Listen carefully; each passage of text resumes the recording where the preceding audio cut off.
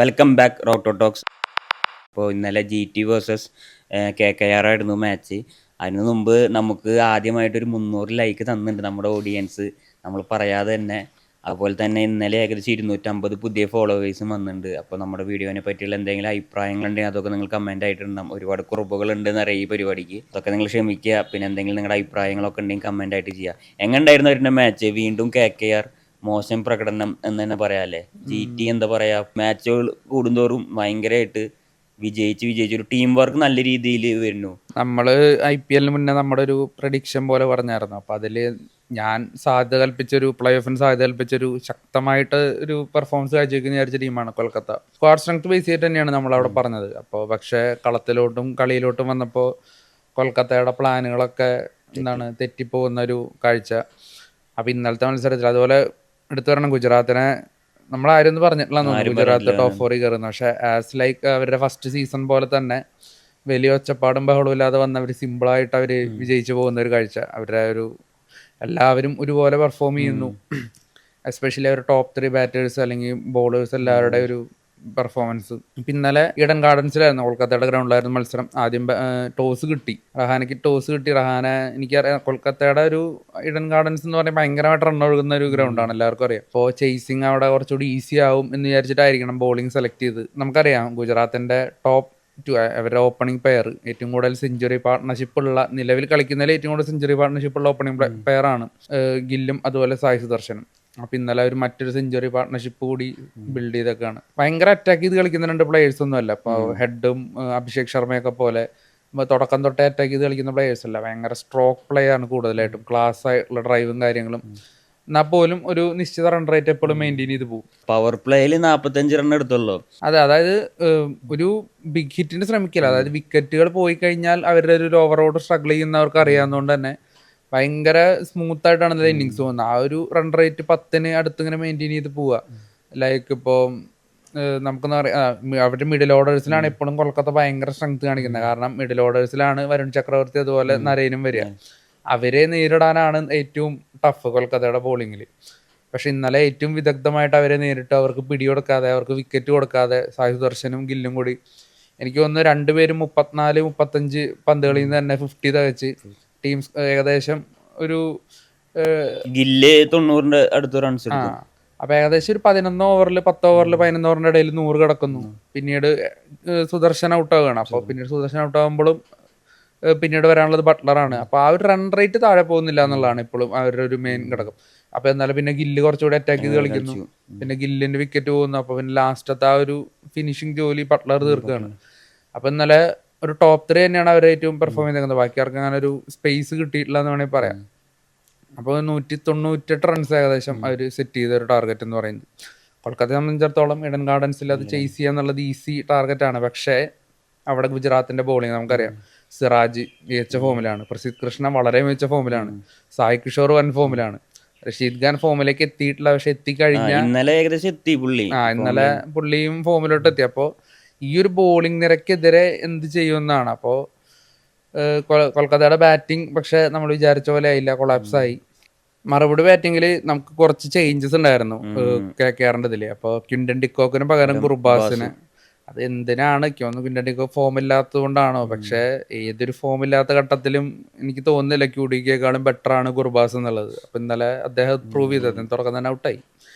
പിന്നീട് middle ഓർഡേഴ്സിൽ spinners വരുമ്പോൾ അവർ അധികം റൺസ് വിട്ടു കൊടുക്കുന്നില്ല. അപ്പോൾ കൊൽക്കത്തയ്ക്ക് ആ ഒരു റൺ റേറ്റ് എത്തിപ്പിടിക്കാൻ പറ്റാതെ അത്രയും ശക്തമായിട്ടുള്ള കണിശമായിട്ടുള്ള ബോളിംഗ് തന്നെയായിരുന്നു ഗുജറാത്തിന്റെ. പക്ഷെ എന്നാലും 9 ബാറ്റേഴ്സ് ഇറങ്ങി എന്ന് പറയുമ്പോൾ ഇങ്ങനെ എല്ലാ മാച്ചിലും അത് ശരിക്കും തോന്നുന്നൊരു ഇൻട്രസ്റ്റ് ഇല്ലാതെ കളിക്കുന്ന പോലെ തോന്നുന്നില്ല. ശരിക്കും പറഞ്ഞാൽ ഇവരെ ഏറ്റവും ഇതായ മിഡിൽ ഓർഡർ വരെ തകർന്ന്, റിങ്കു സിംഗിനൊന്നും ചെയ്യാൻ പറ്റുന്നില്ല, റസലിനൊന്നും ചെയ്യാൻ പറ്റുന്നില്ല, അങ്ങനെ പോയിക്കൊണ്ടേയിരിക്കുകയാണ്.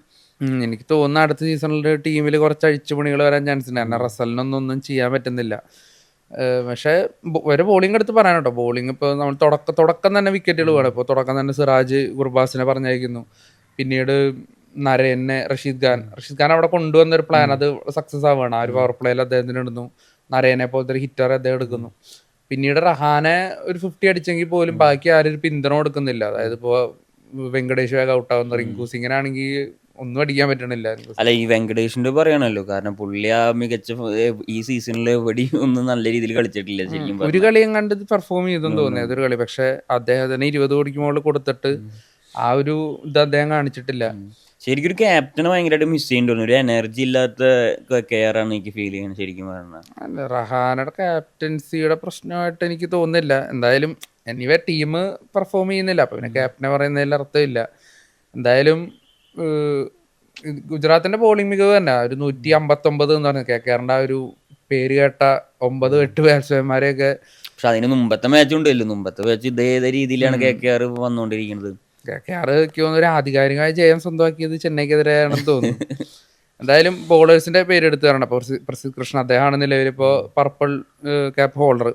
അപ്പോൾ അദ്ദേഹം ഈ സീസണിൽ കാണിക്കുന്ന ഒരു കൺസിസ്റ്റൻസി ഉണ്ട്, ഒരു ഭീകരമായ കൺസിസ്റ്റൻസി. അതായത് ഫസ്റ്റ് മാച്ചിൽ അദ്ദേഹത്തിന് വിക്കറ്റ് ഒന്നും കിട്ടിയില്ല, 3 ഓവറിൽ 40 റൺസിനുള്ളിൽ കൊടുത്തു. പക്ഷെ പിന്നീട് എല്ലാ മാച്ചിലും വളരെ കൺസിസ്റ്റൻ്റ് ആയിട്ട് വളരെ എക്കണോമിക്കലായിട്ട് വിക്കറ്റ് എടുക്കുന്നുണ്ട്, ഭയങ്കരമായിട്ട് റൺസ് കൊടുക്കുന്നുമില്ല. അങ്ങനെ എനിക്ക് തോന്നുന്നു ഈ ഒരു IPL സീസൺ കഴിയുമ്പോൾ ഇന്ത്യൻ ടീമിലേക്ക് അദ്ദേഹത്തിന് തീർച്ചയായിട്ടും വിളി അറിയിക്കുന്നുണ്ട്. കാരണം ആ ഒരു പെർഫോമൻസ് അദ്ദേഹത്തിനുണ്ട്. പിന്നെ എടുത്തു പറയേണ്ടത് സായ് സുദർശനാണ്, നിലവിലെ ഓറഞ്ച് ക്യാപ്പ് ഹോൾഡർ. അപ്പോൾ അത് രണ്ടും അവർക്ക് തന്നെയാണ്. അപ്പോൾ ആ സായ് സുദർശൻ കാണിക്കുന്ന ഒരു കൺസിസ്റ്റൻസി, അവസാന 12 ഇന്നിങ്സുകളിൽ നിന്ന് 10ഓളം 30+ സ്കോറാണ് എടുത്തേക്കുന്നത്. അപ്പോൾ ആ ഒരു കൺസിസ്റ്റൻസി, ആ ഒരു പീക്ക് കൺസിസ്റ്റൻസി തന്നെയാണ്. അപ്പോൾ ആ ഒരു പ്ലേയേഴ്സിൻ്റെ ഒക്കെ മികവാണ് ഗുജറാത്തിനെ ഒരു ലെവലോട്ട് ടേബിൾ ടോപ്പറായിട്ട് നിർത്തിയേക്കുന്നത്.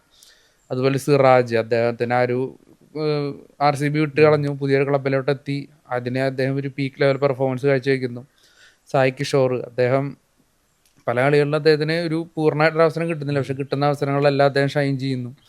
പിന്നെ റഷീദ് ഖാൻ, അദ്ദേഹം ഫോമിലോട്ട് എത്തിയേക്കുന്നു. അപ്പോൾ ഒരു ബോളിംഗ് ഡിപ്പാർട്ട്മെന്റ് ഭയങ്കര സ്ട്രോങ് ആണ്, ബാറ്റിംഗ് ഡിപ്പാർട്ട്മെന്റിൽ ആ ഒരു ടോപ്പ് 3 ഭയങ്കര കൺസിസ്റ്റന്റ് ആണ്. അപ്പോൾ എന്ത് വന്നാലും ഗുജറാത്ത് ഒരു ഇതായിട്ട് മാറിയേക്കാണ് ഇപ്പം നിലവിൽ.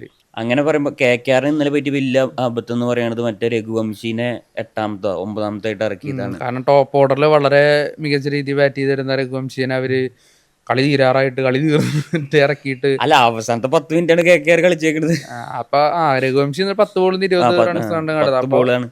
അപ്പൊ അതൊക്കെ ഒരു മണ്ടൻ തീരുമാനം. അത് ഓരോ പരീക്ഷണങ്ങളാണ്. ഇവര് ഇത്തരത്തിലുള്ള ഒരു ചാൻസ് എടുക്കേണ്ട ഒരു സിറ്റുവേഷൻ അല്ല. അപ്പൊ ഇത്തരത്തിലുള്ള പരീക്ഷണങ്ങൾക്ക് ചിലപ്പോൾ വർക്കാവാം, പക്ഷെ വർക്കായില്ലെങ്കിൽ വലിയ നഷ്ടമായിരിക്കും.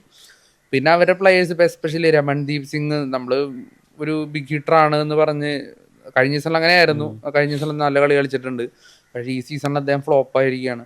അതുപോലെ റസലിന്റെ ഭാഗത്തു നിന്നും കാര്യമായിട്ടുള്ളൊരു ഇൻപുട്ടും വരുന്നില്ല. അതുപോലെ റിങ്കു സിംഗ്, അദ്ദേഹത്തിന് കഴിഞ്ഞ സീസണിലാണെങ്കിൽ അവസരങ്ങൾ കുറവായിരുന്നു, ഈ സീസണിലെ അവസരങ്ങൾ കിട്ടിയിട്ട് ഷൈൻ ചെയ്യാൻ പറ്റുന്നില്ല.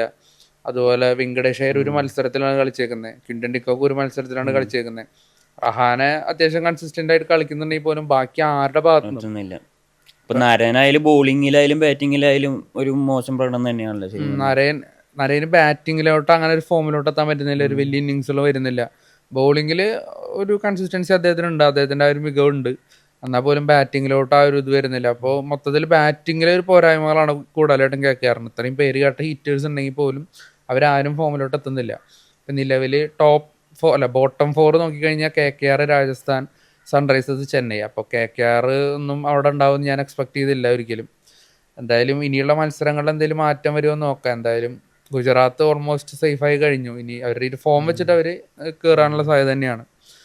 എന്തായാലും നല്ലൊരു മത്സരം, നല്ലൊരു ക്രിക്കറ്റിംഗ് ഗെയിം ഗുജറാത്ത് കാഴ്ചവെക്കുന്നുണ്ട്. അതുപോലെ തന്നെ മറ്റേ ഇന്നലത്തെ KKRന്റെ ഫീൽഡിങ് ശരിക്കും പറഞ്ഞാൽ ജോസ് ബട്ടലിന്റെ 2 ക്യാച്ച് അങ്ങോട്ട് വിട്ടൂല. ശരിക്കും പറഞ്ഞാൽ മികച്ച ഫീൽഡേഴ്സ് ആണ് KKR, പക്ഷെ അവരും ഇന്നലെ കുറെ ഡ്രോപ്പ് ക്യാച്ചസ്, ജോസ് ബട്ടലിന്റെ 2 ക്യാച്ചൊക്കെ വിട്ടിട്ടുണ്ടായിരുന്നു. ജോസ് ബട്ട്ലറെ പോലത്തെ ഒരു പ്ലെയറൊക്കെ ക്യാച്ച് വിടാൻ തന്നെ പാടില്ല സത്യം പറഞ്ഞ. അപ്പോൾ മൊത്തത്തിലൊരു ഡെഡ് മൈൻഡ് ആയിരുന്നു തോന്നുന്നു. പിന്നെ ജോസ് ബട്ടൽ 2 സ്റ്റെമ്പിങ് ഉണ്ടായിരുന്നു കേട്ടോ, ഗംഭീരമായിട്ട് അവര് പ്ലാൻ ചെയ്തിട്ട് റഹാനൊക്കെ ഇറക്കിയിട്ടുള്ള സംഭവം. KKR ഈ വർഷത്തെ ചാമ്പ്യന്മാര് ആ മെന്റാലിറ്റി ഇല്ലാതെയാണ് ഇപ്പൊ കളിച്ചുകൊണ്ടിരിക്കുന്നത്. അല്ല, ഏവറേജ് ടീം വെച്ചിട്ട് ഒരു ചാമ്പ്യൻ മൈൻഡിലാണ് GT കളിക്കുന്നത്. അപ്പൊ GT ടോപ്പ് 4 ഉണ്ടാവും നമുക്ക് ഉറപ്പിക്കാല്ലേ.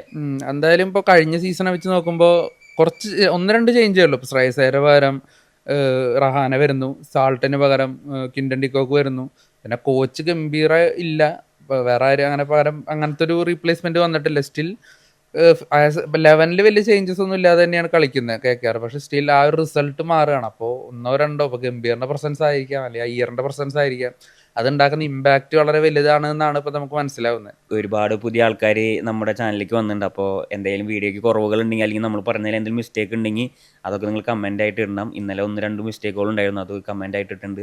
എല്ലാവരും ഞങ്ങളുടെ വീഡിയോ ഇഷ്ടപ്പെടുകയാണെങ്കിൽ ലൈക്ക് ചെയ്യുക, ഷെയർ ചെയ്യുക.